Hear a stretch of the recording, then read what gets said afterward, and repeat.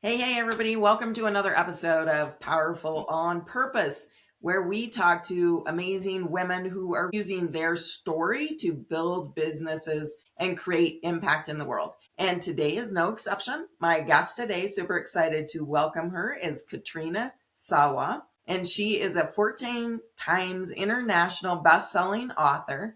She's also a business coach and a book self-publishing strategist. I usually say book publisher, but then people think that I'm going to take their book and stick it in my company name and all the things because that's what they're used to seeing. And Sure. so that's not really what I do. I help people self-publish books that bring them business. So it's different. I know I had to come up with a different title. Welcome to the show, Katrina. I always love to start because I think it's really interesting.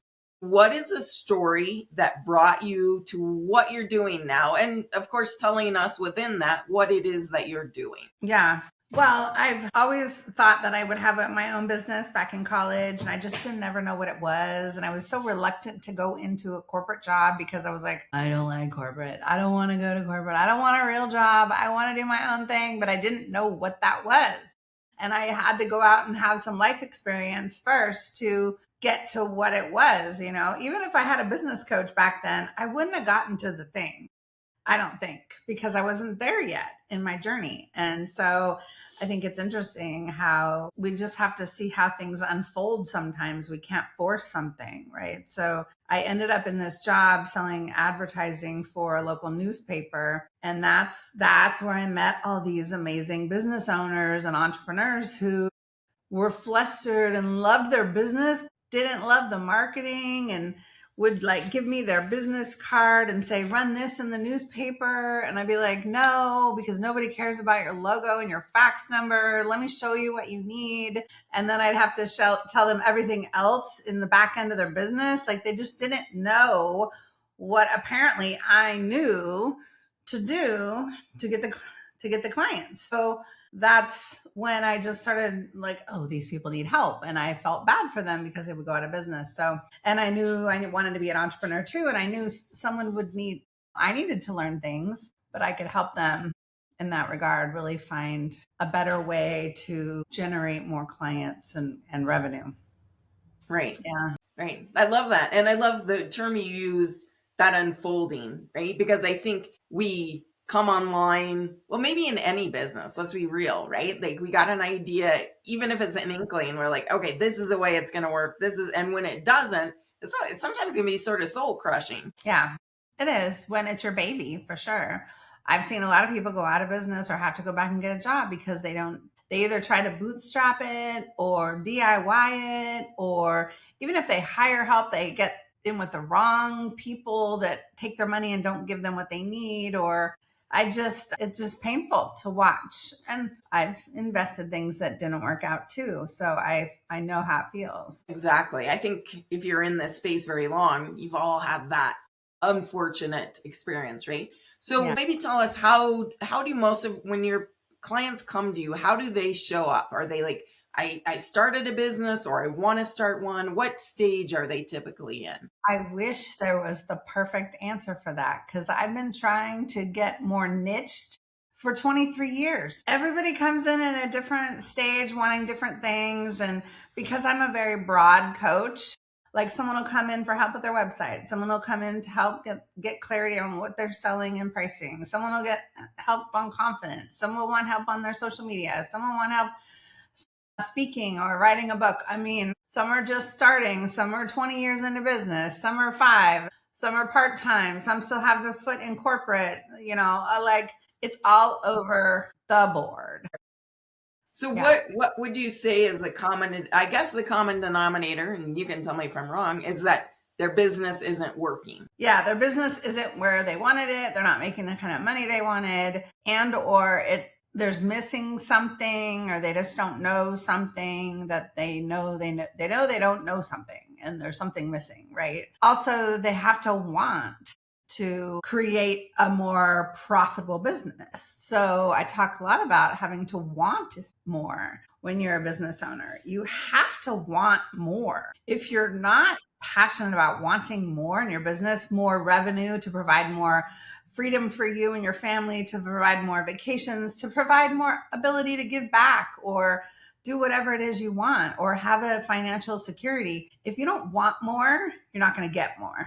And if you're not going to get more, you're just going to be buying yourself a very low paying job, right? So, and it won't go anywhere, and you'll have to keep working until you're 85 or 90. Like, seriously. So I keep trying to hammer this home with people, and they just, but they're all about today and this month and current bills and getting out of debt or whatever, or they don't think about the long term often enough, and it's detrimental. Well, and you bring up such an interesting point that I've actually had conversations around here recently, is this idea of wanting more. And sometimes we get in our own way about what more looks like, right? Like, I want more.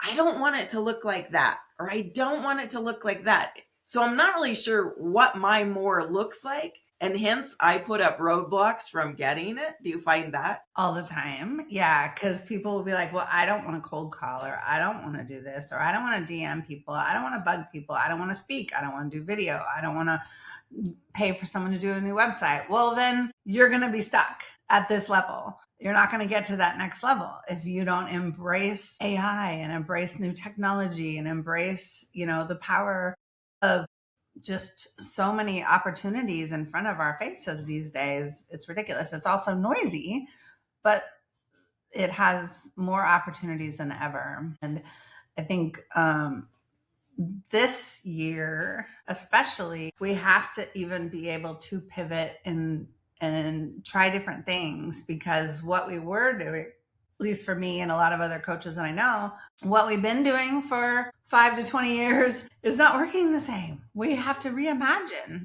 So it's, you get comfortable and you're like, this is great. And then all of a sudden it's like, oh crap, I'm back to square one again. And I have to hustle to figure it out and pivot.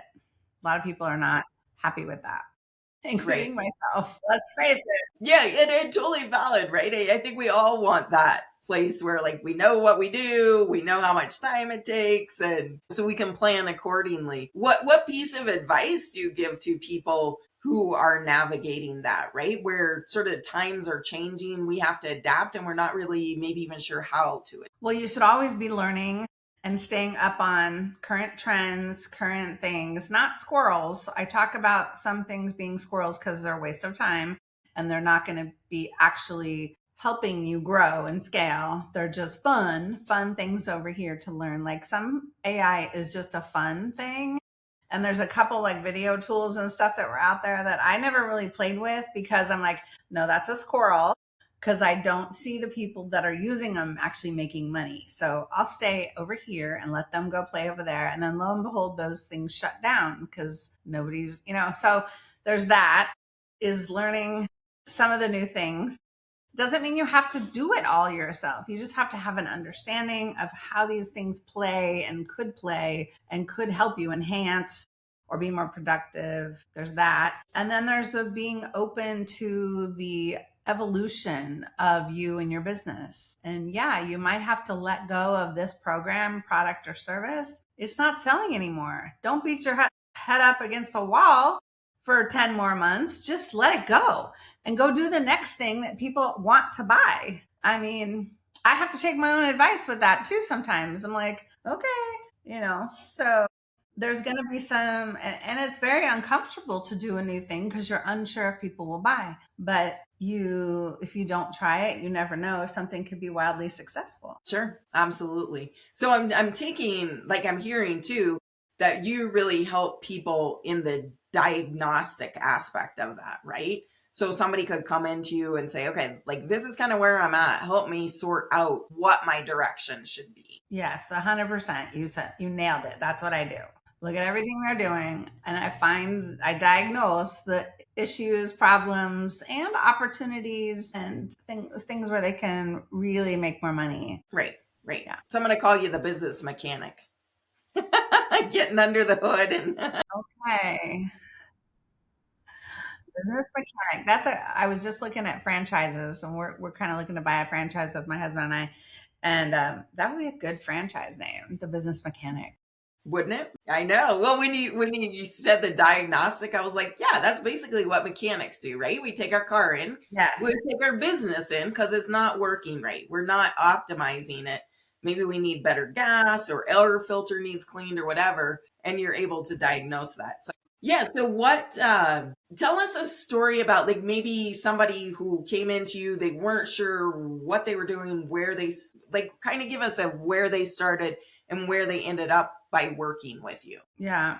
I have quite a few stories of clients. Like one I can remember, she's a geriatric care manager. So she helps place, elderly people into assisted living or independent living. And most families wait until there's a crisis and they must be moved urgently instead of leisurely choosing where you're going to transition mom or dad and making a decision sooner than, so they can acclimate. And so she does that work and she does it by herself. And she never really had when she came to me, she had no employees or anything like that. She hadn't taken a vacation in 7 years. All she did was work, work, work, probably almost 6 days a week. And she was burnt out big time because that would be no fun, right? And she had a wife and fur babies. But I want to say it was like within a year and a half, 2 years max, she took a 10-day vacation because we had restructured a lot of our systems.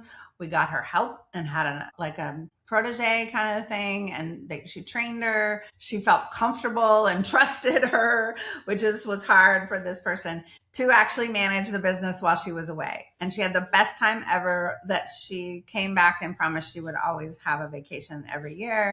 And so she's, I think, been able to keep that up since we stopped working a few years ago. But we were together for like 3 years, just changing up her marketing and her systems and her operations and things like that. A lot of behind the scenes stuff. Sometimes you don't see it, but it needs to happen or you're not going to have that freedom and flexibility and financial success that you want. Exactly. And I think that's such an important point. A lot of times we don't see that, when we look at and see the gurus or people making money, we don't see all that behind the scenes stuff, right? Yeah. We just see that front end. So what would you tell somebody just starting out or yourself now looking back when you were just starting out? What would you tell her? Yeah. Really look for the business or design the business around the kind of life you want to live. Don't try to fit into something just because it sounds good. There's a lot of people, just schluffling their wares out there. It's like, oh, join my company, join this network marketing, come and do this business with me, come be a financial planner, come be an insurance person, there's recruiting people, there's recruiters everywhere trying to pull you into these businesses and these opportunities. And I think that's one of the bigger mistakes that people tend to fall into is they get sucked into those because they haven't decided for themselves what that vision is for themselves yet and what they're really passionate about. So they don't go deep with what lights them up, what's exciting, what kind of things do they want. Being in business now almost 24 years, and my husband's been in a few different companies, right? And so we're actually looking at buying a franchise, like I said, and we have very strict parameters now that we're in our mid-50s, like what we want, what we don't want, what we're not willing to do, what we're willing to do, money-wise, all the things. And we're much more discerning now than we would have been 20 years ago had we looked at it. Yeah, exactly. So yeah, that discernment point, but also getting really in touch with what it is you want your life to look like. Yeah, totally. Yeah, cool. Well, you have dropped some gold nuggets and we could go on, I know, but I know you have a free gift for the audience. So I wanted to give you a little bit of time to share that. Yeah. So I have a couple things actually, because I do so many different things. I never know which free gift to give. And so you give them all. I have like this free stuff page on my website where people go and you can pick and choose which one you want or take them all. I don't care. And I mean, so you never know what's going to be on that page whenever they're listening because I swap things out occasionally, but there's at least 6 things that they could go and that will help them. I choose these free gifts because they're the things that will make your business better. These are the things that are the biggest mistakes or issues that I see entrepreneurs having. And so I created something around it to help you. So there's like productivity, speaking, websites right now on there. And there's book publishing stuff on the publishing page. So whatever you're working on, the key is to be more efficient, productive, and profitable with it. You cannot do it all yourself, and you're going to need help. I'm really good with AI these days, so I'm showing clients how to maximize it. It's not just about brainstorming blog posts on ChatGPT. So much more is possible. Yeah, absolutely. I love that. We're aligned there for sure. Well, it has been a joy and delight to have you on, and I really appreciate you spending this time and sharing your wisdom. Thank you, Leslie. I appreciate you being here. Yeah. All right. Everybody else, be sure and subscribe because you don't want to miss more conversations with women like Katrina who are really impacting the world for good, right? We need more women speaking up, stepping up, and really leading because if we'd been driving the bus, we wouldn't be in the situation we are today. I always say that. So be sure and subscribe.